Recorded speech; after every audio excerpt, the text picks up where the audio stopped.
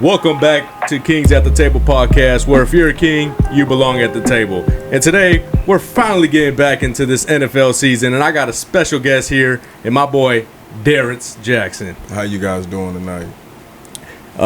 Darrence, can you let them know a little bit of what you do on the side? And Absolutely. So I'm a strength and conditioning coach, certified, training at the Academy Performance and Training Center in downtown Sacramento, located on 12th and F Street. It's a big facility where we train athletes from all levels, whether it's professional, collegiate, high school, or even the youth levels. You know, we've had Hall of Famers have been through there. We've had top-level college athletes, current NBA players, NFL players. It's just a rotation of athletes that come use our facility. So we try to strive on being excellent and getting the best, and the best to represent who we are and what we do within the athletic community. that's what's up, man. And what got you into that field as far as just wanting to do that kind of stuff there? To be honest, man, I was working mortgage loans, and I was like, man, this isn't my passion, right? And I kind of want to get back to the foundation of who I am and what makes me tick, and definitely wanted to get results for people and be able to change people's lives and enhance them on a trajectory that they might not have been on, right? Just to give them an acceleration, an extra push, so to speak. I'm very much results driven, so I like to have the challenge of trying to make someone better, you know? Okay, that's what's up. Let's get into football, though, real quick. As far as the NFL, you got the Pittsburgh Steelers. They made a move, landing Russell Wilson, but they weren't done yet, just not landing Russell Wilson. They also landed Justin Fields. And what's going on right now in Pittsburgh is they're not sure who should start. They're leaning towards Russ because he's the veteran. What are your thoughts of the whole movement in the offseason of what they did of landing two veteran quarterbacks, but yet the decision they have to make?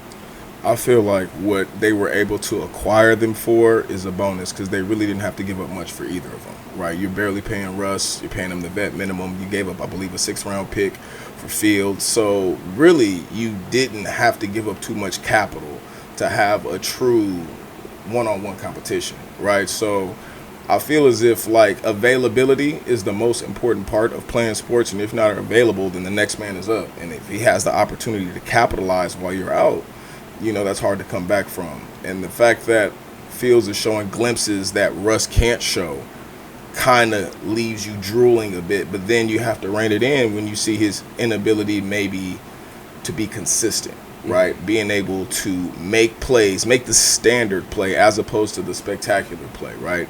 There's so many spectacular plays that are happening within a game, but we need you to do the check down. We need you to make the right read, the right throw every time. And I feel Russ gives you a better chance at that, but I feel like Fields' escapability is what allows him to possibly make the offense go further, and his running ability.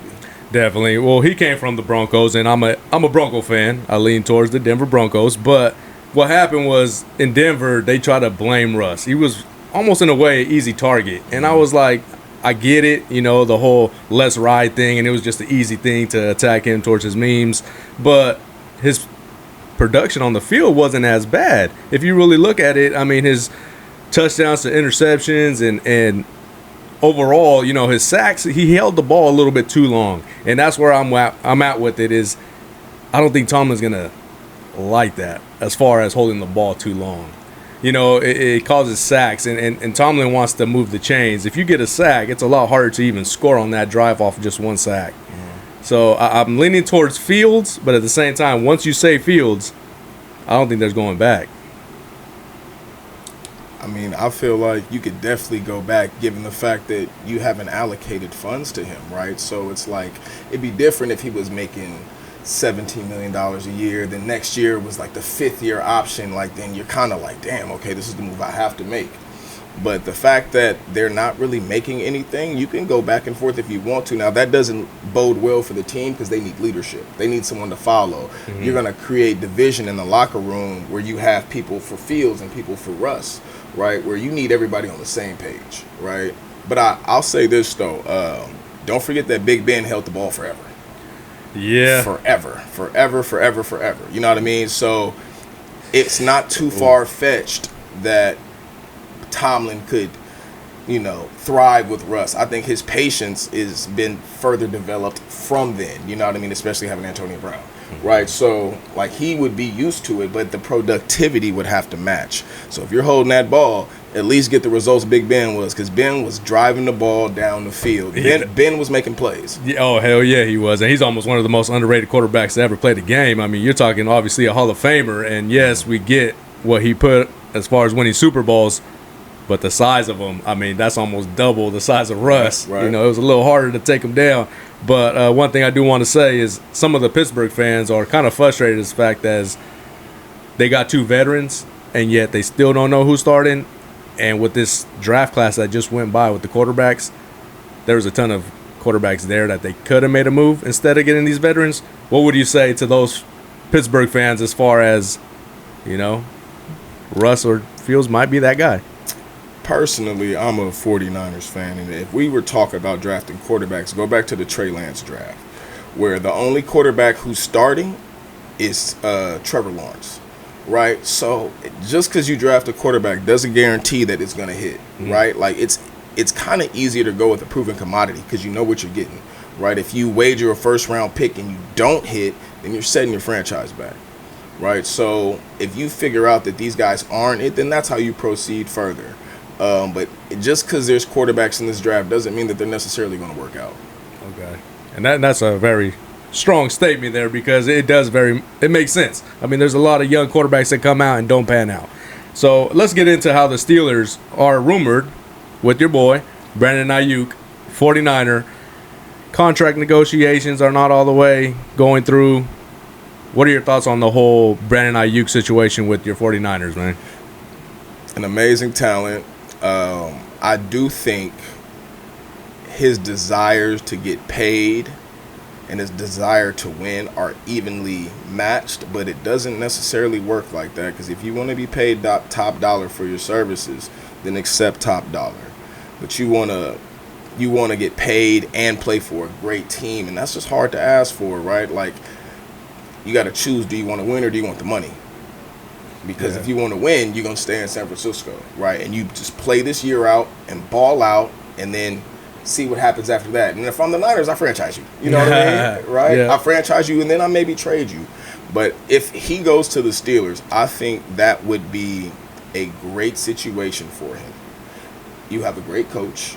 You have sound receivers outside of you. Nobody's great, but you have receivers that can be second and third tier. Oh, you got Pickens. He's a baller over there. Right. But Pickens. the consistency isn't always there, right? The effort Yeah. isn't always there, because I've seen tape of him just when he's not engaged, he's not contributing, right? Correct. Like, he's not selling routes. He's not doing any of that. Not even really blocking. So I think Aiyuk would give them the type of mentorship they need, because avid blocker, works hard at his craft. Right, you got to be able to learn from someone who's greater than you, right? And then, like, those disciplines are instilled in you. But I think that he would be a game changer for that team, for that division. I think it would work. I'd see it as a great destination for him.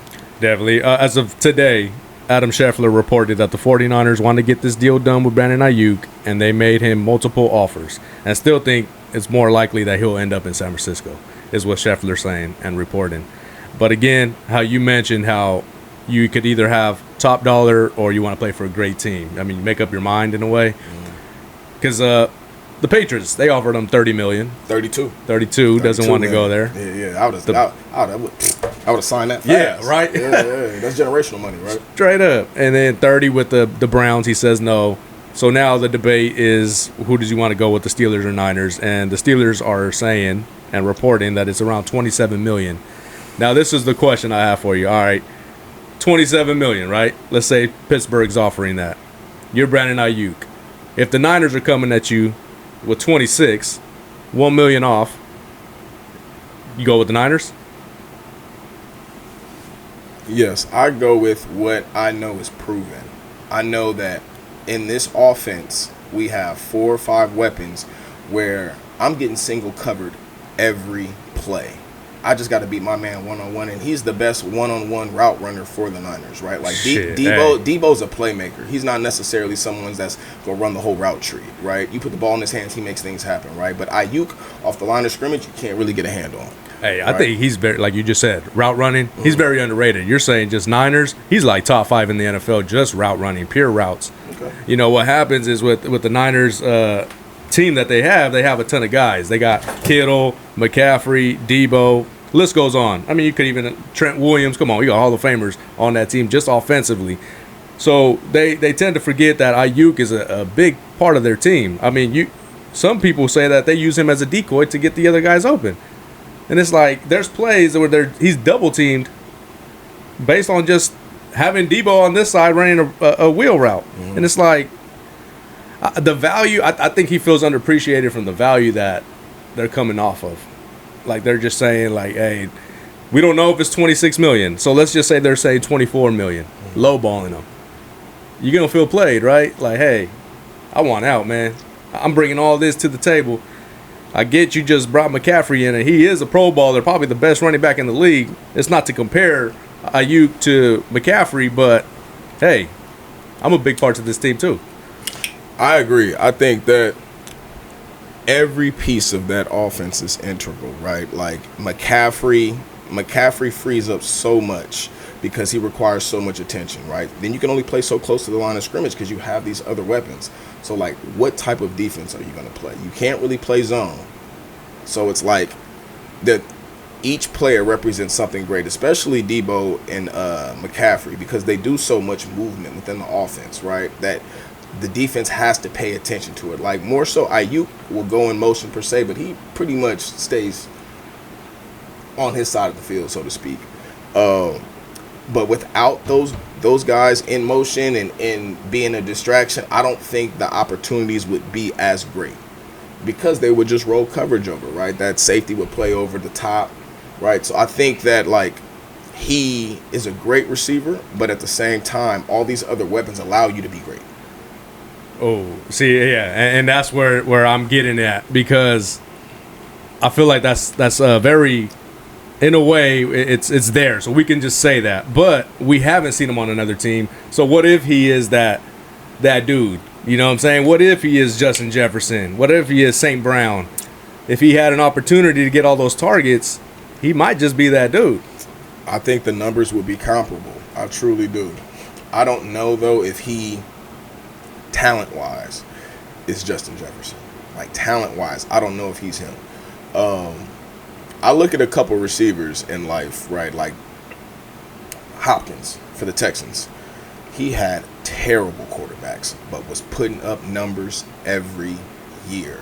Like every year he's putting up numbers, right? To me, that's so much more impressive than having a good quarterback. So I look at it like if Aiyuk was in a position where the quarterback was subpar, would he be able to still thrive like this, right? I kind of think he would. Because he has spectacular catchability, right? My man has hands, freakishly long arms.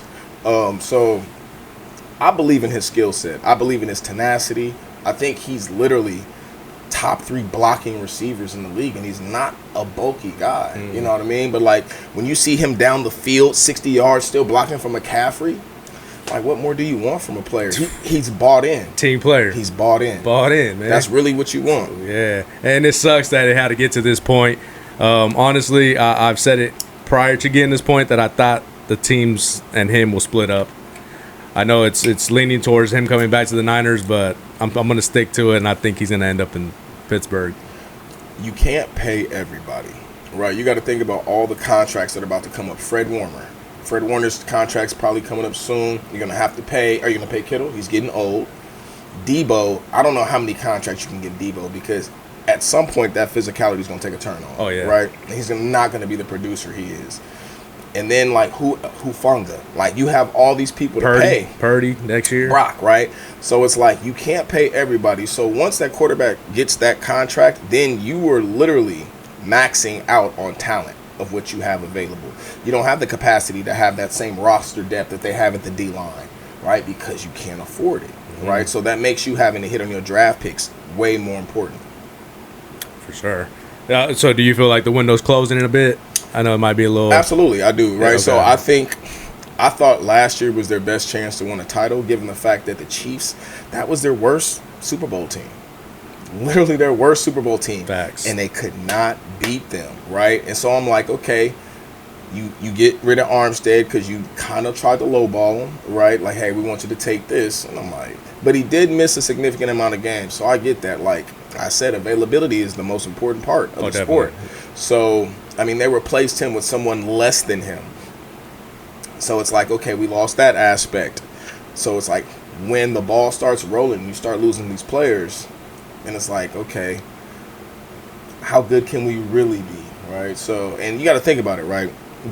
Coaching got to come in too, though. I mean, Kyle Shanahan, you got to start, they got to be some pressure on Kyle at some point. I'd say yes. I mean, at the same time, he's able to get them there. Let me throw one at you real quick. Okay. What I compare it to is Andy Reid on the Eagles. He always got there. Hell of a coach. I mean, one of the best. Right now, he probably is the best coach in the league. He had to go somewhere, let's say Chiefs, won one there, and the Eagles still won one. So I just think if it's not this year, as much as great Kyle Shanahan is, I think he might be losing the locker room. Like, as far as just you're hearing the same voice over and over and you're not getting results, you're like, hey, bro, like, how long can I trust this guy? And it's kind of tough because every time I say that to a Niner fan, they're like, dude, you're tripping. It's like, I'm not dissing Kyle Shanahan. I'm just saying I think it might just be an even, split. I would say I wouldn't do that because there's nobody more creative than him in the game besides Andy Reid and maybe Mike. What's my man out of Miami? You know who's waiting on the sidelines? That boy, Bill Belichick. I personally wouldn't want Bill Belichick as a head coach. I take him as a defensive coordinator. Okay. You got to think about. He got offered that too. Yeah, he didn't want to do it, right? Because it's a crush to the ego, probably. Like, I'm this 6-time Super Bowl winning coach, or no, 8 times. I saw it on ESPN. He's an 8-time Super Bowl champion. I think he won as an assistant coach somewhere. The Browns, no, yeah, maybe, yeah, no, somewhere. It was somewhere. Yeah, I was Giants with Bill Parcells probably. So, like, why set yourself at a lower standard? But I don't really think he's gonna get a job because if you couldn't get a job this year, how you gonna get a job next year? No, I don't know. I think some team is just cooking something up, whether it's the Cowboys or Niners. That's the only team I can think is the Cowboys. But Jerry Jones don't like to relinquish that control, right? Correct. And let's just slide that way since we kind of brought up the Cowboys and CeeDee Lamb. Mm-hmm. They're having issues there. I think they'll get that contract situated, but at the same time, I think it's not fair for him not to be there at training camp because you're talking game speed. You're only going to have like 5 practices. I get you're probably training and all, but when it comes to getting that more of a contact and just no pads on, it's a little different feeling. And I don't know. I don't know if that's the right move what the Cowboys are doing right now. So I'll put it like this, man. I got 2 things on this. One, he's their best player. Hands down. He's their best player. Like, without him, what is Dak going to do? I mean, he's going to throw the who are the receivers here? The Cowboys, they got Brandon Cooks. They got Brandon Cooks. Yeah. Right? So you can develop that rapport with Brandon Cooks. He's a quality receiver, right? People forget that he's had numerous 1,000 yards, receiving yards, right? Productive. Seasons. But, okay, if it's just him and no CD, you roll coverage over there, who you going to throw the ball to? You can't run the ball with Zeke. We definitely can't do that. He's getting 2.2 a carry, if that. Surprised they brought him back. I think that, one, he's their best player. He makes Dak better. They have no running game, so their whole offense is going to be passing. So, like, you can't – he's going to get paid what he wants. I'm telling you this. He's not going to settle because he doesn't have to. He has the leverage because without him, they have nothing, right? Like, that's on the contrary to what we were just talking about when the Niners had everything. But Dallas has nothing. So, like, he's going to get what he wants. And Jerry Jones knows that. He has no choice but to capitulate. Number 2, players that don't report to camp are more likely to be injured with soft tissue injuries because of the type of movement, lateral, forward, bilateral, all those things that they're doing in camp. You can't, like you said, you can't mimic that outside of that. So, like, most people will start having soft tissue groins, hammies, calves, things like that because their body isn't used to the rigorous type of movement that they've been doing. So, like, I truly don't really expect much of someone who's been sitting out because they haven't been putting in the exact work that they need. Now, they're probably grinding. They're absolutely grinding. I see CD on Instagram. He's doing great work. But it's not replicating what he's doing on the field. So let me ask you this real quick. Since you're there right now, how long do you think it is to take to train to be ready for that game speed with your pads on and all? Is it a 3-week process as far as your body? I mean, what would your predictions be? Is it like a 1 week and he's probably ready? I could say like 14, 21 days probably, right? You got to be able to get used to the soreness. Okay. Right, because your soreness is just from lifting weights and sprinting and all of that, right? So you're not necessarily feeling like, oh, I caught a shot to the ribs or anything as such where you got to, all right, I got it in me. Like Aaron Rodgers would always say, he want to get hit so he can get that feel of the game and then he'll be all right. So I think CD, though, is a professional. And I really appreciate him not being in social media, like, causing a ruckus. He's just doing his work. Yeah. You know, the opposite of a diva, right? But I just worry about, like, small injuries because the body isn't acclimated to those type of stresses, you know? Definitely. Well, that was a great take on CD. Let's get into sleeper teams that we have coming up to this NFL season. You know, there's a couple teams that kind of shocked last year. I mean, you can say the Texans and the Packers came up last year, and you could probably throw them in there too this year. But what I'm going to go is I'm going to go a little deeper as far as teams that are not really being expected to be good, and I'm going to go with the Atlanta Falcons. I like the acquisitions of Kirk Cousins, the coach, the new coach, Raheem, right? Raheem Morris? Yes. Yep, Raheem, and then they got Judon this offseason and Simmons on the defense. Their offense is just – it's up there with the Niners if you really think about it. I mean, they got Drake London. Bijan. Tight end Kyle Pitts. So I ain't going to say literally the Niners offense is up there. But they're creeping up, and I just feel like in that division, they have a really good chance of winning that division, and you get home field, and you never know there in the playoffs. I'm a big Kirk Cousins regular season believer. Not playoffs. Nah, but regular season, man, he dices up. You know, my man performs. I feel like when the lights get bright, my man doesn't show up, though, and it's been proven. Remember, I think the Niners ran the ball 6 times against the Vikings in the playoffs. Is that what that was? Yeah, it was around there, yeah. And straight. And I was like, man, you know, your quarterback can't really give you much, and this is his time to shine. So, like, I feel like when the lights get bright, he hasn't shown up. And he's had quality players on his team. You had Justin Jefferson. My man is amazing. Hell yeah. But I do like that take. I won't lie to you. I think that all the additions that they made, like getting Simmons, once they got Judon, they were like, all right, we're getting serious about this. Oh, hell yeah. My only issue was with the Falcons is they didn't make their team better with a first-round pick. Okay. Right? They could have got somebody who contributed immediately to a starting role that would also help put you in a greater position. Now, I like Penix. No issue about it, you know, but that didn't help their team immediately. But I do think they can win the South, right? Like, I feel like Tampa Bay, they're just getting old.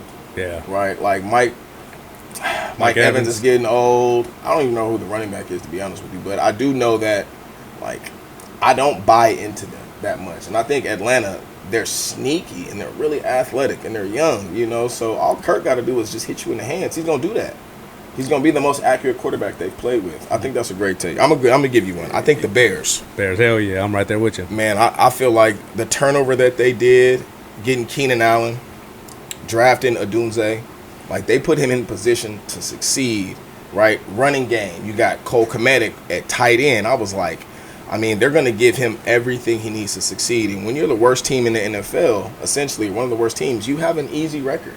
Right, so go through and win the games you're supposed to win, and I truly think that they can make the playoffs, man. I like what they have. I love Jalen Johnson at quarterback, lockdown, cuffs, right? Great pass rushers, right? They put together a good team, right? I feel like the coaching staff, this is like their last hurrah, so they got to go out with a bang. Yeah, and that's a great take because those are the two teams I have, Falcons and Bears. And when you think about how you just mentioned how they gave them all these weapons.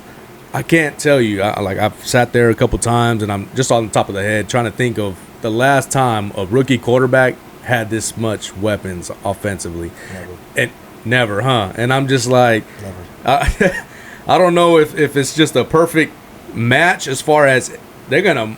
Caleb Williams is gonna be up there with Patrick Mahomes as far as being mentioned with the top quarterbacks this year. I can see it. Right? I can see it. Yeah, and when I say that to just the ordinary fan, they're looking at me crazy, and I'm like, it's not that I'm really big on Caleb. He's a great quarterback. He's good, you know what I'm saying? But he's still going to have to grow, decision making, and doesn't have to do all the running around in the pocket. Sometimes you got to go the first read. But at the same time, again, those weapons, if Justin Fields was there, he would be balling. I would say he would play better. I don't think he would play better than this kid, though. Okay. This kid is just a better passer. All right. Like, he's a better passer. And I think he was coached better in college. Like, his coach has, 3 Heisman Trophy winners? True. You know, so, like, their coach knows how to coach a quarterback.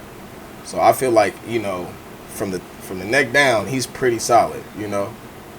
I do think he does get out the pocket a little too soon, but with repetition, he'll be fine. Definitely. But I think they're a problem. I think the NFC North is in trouble with him in the division. That's the thing, though, because they got the Lions and the Packers, so if they going to make it, like, is it wild card? Because I don't know if they can take that division. I don't see them winning the division, but I can see them winning 9 to 10 games. Okay. I can see them winning 9 to 10 games. Like, I just think he's a baller. And, like, if it can't be far-fetched if people felt like C.D. Stroud is one of the best quarterbacks in the league, then why can't this kid be? Yep.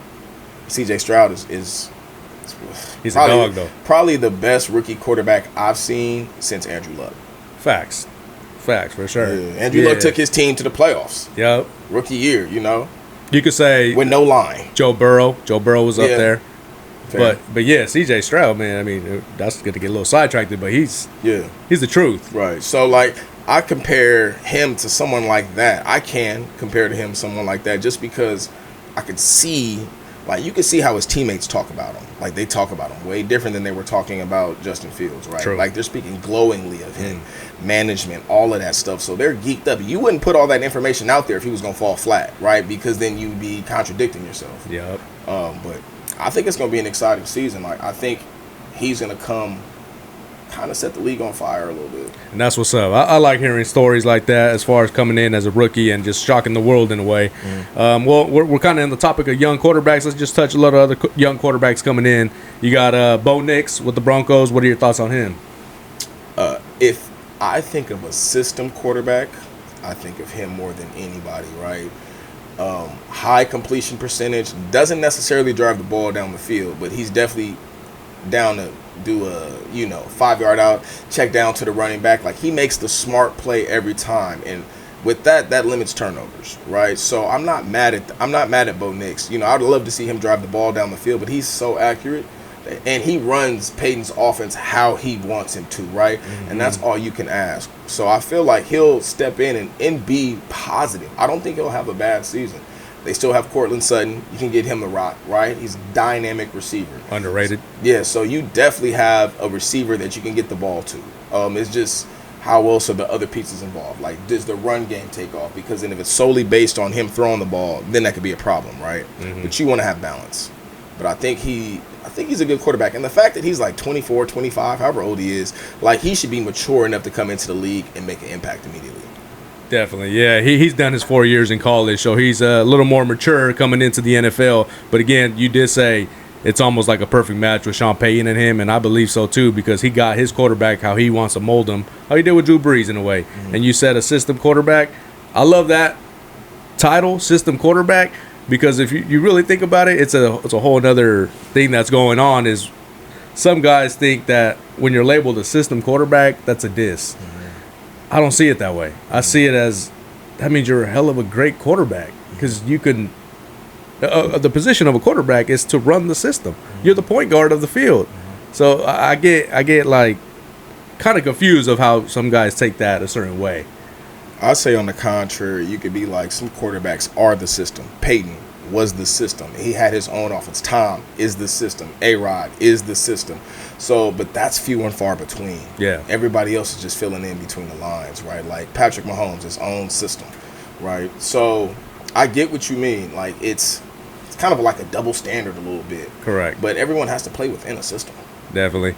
And one other quarterback I wanted to get into was Daniels from Washington Commanders. What are your thoughts on him? I really like him. I was thinking he was going to be my Rookie of the Year favorite before the preseason started, and then I was seeing tape, and I was like, okay, there's a guy playing a little bit better than him. But I feel he's so dynamic. He throws a beautiful ball. He has escapability. He's fast. He's a little light for me. Like it's a physical league, so his frame to me is very thin, but his ability is top notch.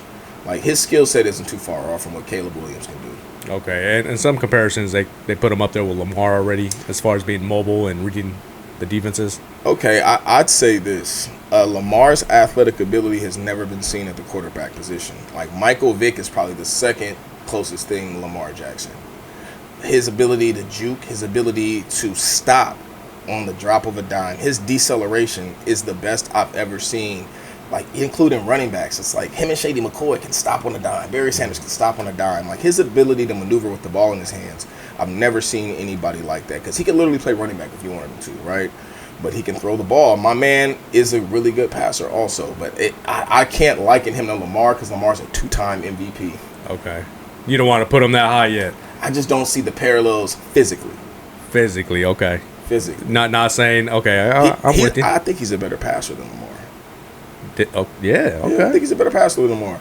But I just think Lamar doesn't get hit.